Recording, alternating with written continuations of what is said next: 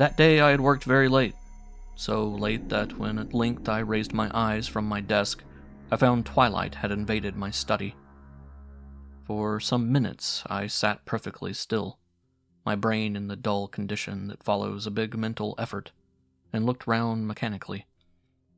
Everything was gray and formless in the half-light, except where reflections from the last rays of the setting sun made little patches of brightness on the table or mirror a picture.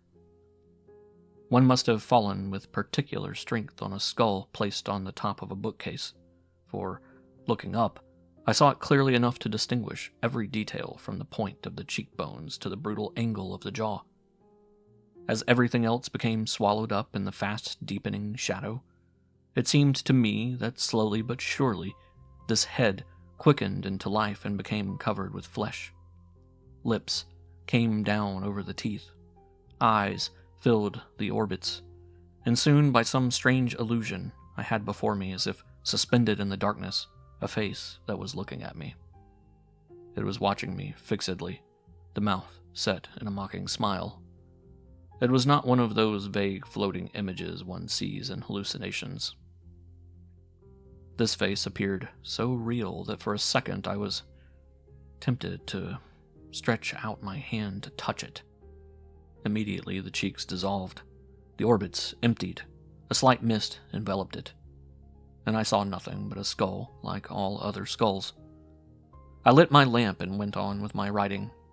Twice or thrice I raised my eyes to the place where I had seen the apparition. Then the momentary excitement it had caused died away, and my head bent over my desk. I forgot all about it. Now, a few days later, as I was going out of my house, near my door I passed a young man who drew aside to allow me to cross the road. I bowed. He did the same and went on, but the face was familiar, and believing it was someone I knew, I turned to look after him, imagining he might have stopped. He had not, but I stood watching him till he disappeared among the passers-by. A mistake on my part, I thought, but to my surprise I kept on asking myself, where the devil have I seen him? In the drawing room? At the hospital? In my consulting room? No, I concluded that he must resemble someone else and dismissed him from my thoughts. Or tried to, for in spite of myself I continued to endeavor to place him. I certainly knew the head well, its deeply set eyes, hard, steady gaze, clean-shaven lip, straight mouth and square jaw made it too characteristic to be either forgotten or mistaken for that of another person. Where on earth had I seen it?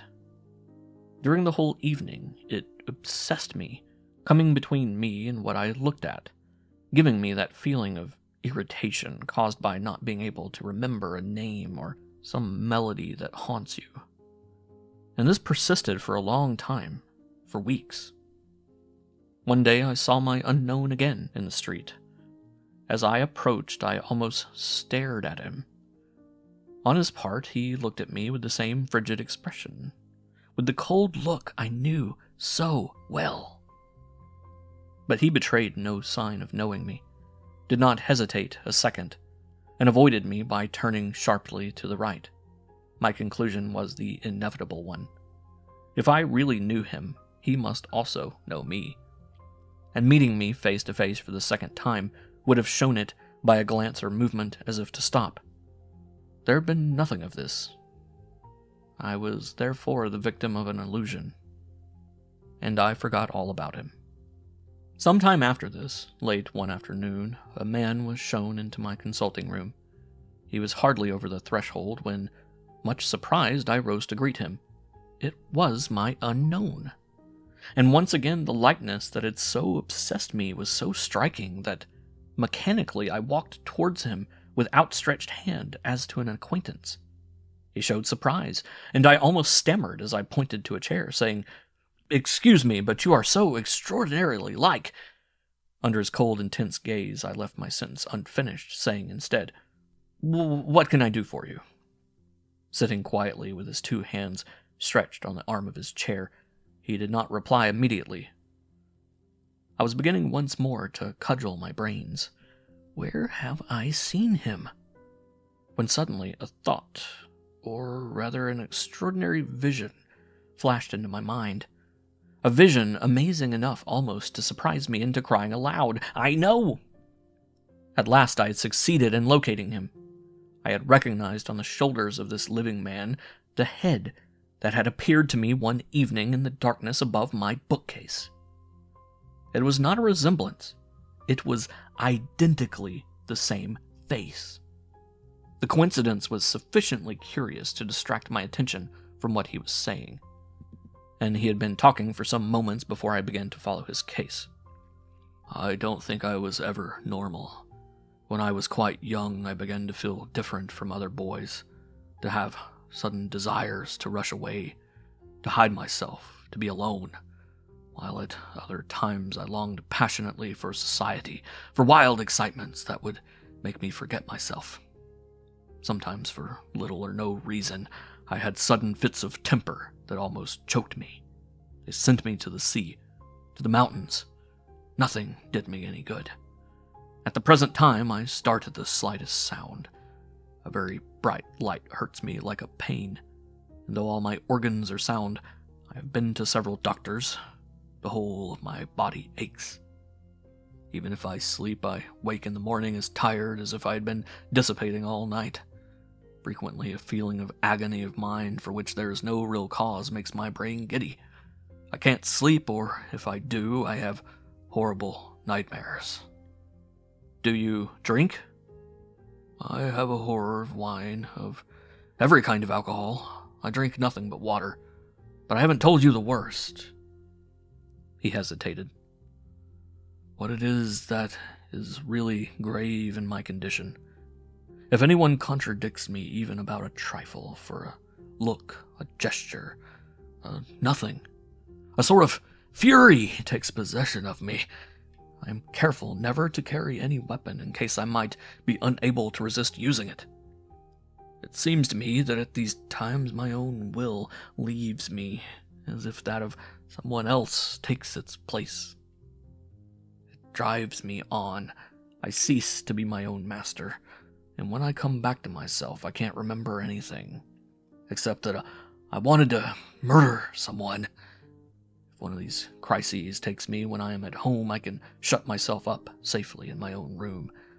But if, as sometimes happens, I am out, I know nothing more till I find myself perhaps sitting on a bench alone at night in some strange place.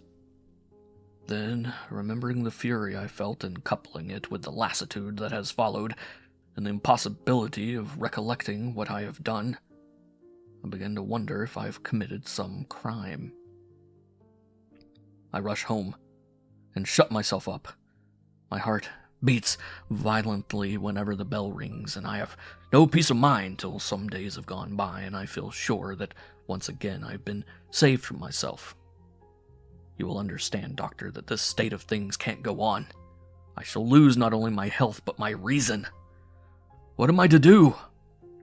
"There's nothing to be really alarmed about," I replied. "These are only the symptoms of a nervous condition that will yield to treatment. Let us try to find its cause. Do you work very hard? No. Is there anything in your life that is likely to cause great nerve strain? No. Any excesses? None. You can tell a doctor anything." His tone was convincing as he replied, "I have told you the truth." "Let us look for other reasons. Have you any brothers or sisters? No. Your mother is alive? Yes. She's probably very highly strung? Not at all. And your father, is he strong too?" In a very low voice, he replied, "My father is dead." "He died young?" "Yes, I was just 2 years old." "Do you know what he died of?" This question seemed to affect him deeply, for he grew very pale. At this moment, more than any other, I was struck by the extraordinary resemblance between him and the apparition. After a pause, he replied, "Yes, and that is why my condition terrifies me. I know what my father died of. My father was guillotined." Ah, how I regretted having pushed my investigation so far. I tried to glide off to something else, but we now understood each other. Endeavoring to speak naturally and hopefully, I gave him some general advice and some kind of prescription. Then I told him that he must have confidence in himself and be sure to come back to me soon. After I had gone to the door with him, I said to my servant, "I will not see anyone else today." I was not in a state to listen to or examine a sick person. My mind was confused. The apparition, the resemblance, this confession. I sat down and tried to collect my thoughts. But in spite of myself, my eyes kept fixing themselves on the skull. I looked in vain for the strange resemblance that had for so long puzzled me. I saw nothing but its mysterious mask. But I was unable to keep my gaze from it. The head drew me towards it. I ended by leaving my chair and going to lift it down. Then it was that, raising it in my hands, I became aware of an extraordinary thing that had till now escaped my notice. The lower part of the back of the head was marked by a broad and sharp groove, an unmistakable gash, such as would be made by the violent stroke of an axe, such as is made on the necks of those who are executed by the instinctive retreat of the body at the supreme moment from the knife of the guillotine. It may have been nothing but coincidence. Perhaps it could be explained by saying that I had already seen, without noticing, my consultant in the street, and that unknowingly the face thus subconsciously registered in my memory had come before me when I was looking at the skull the night of the apparition. Perhaps, but there are mysteries, you know, that it is wiser not to try to solve.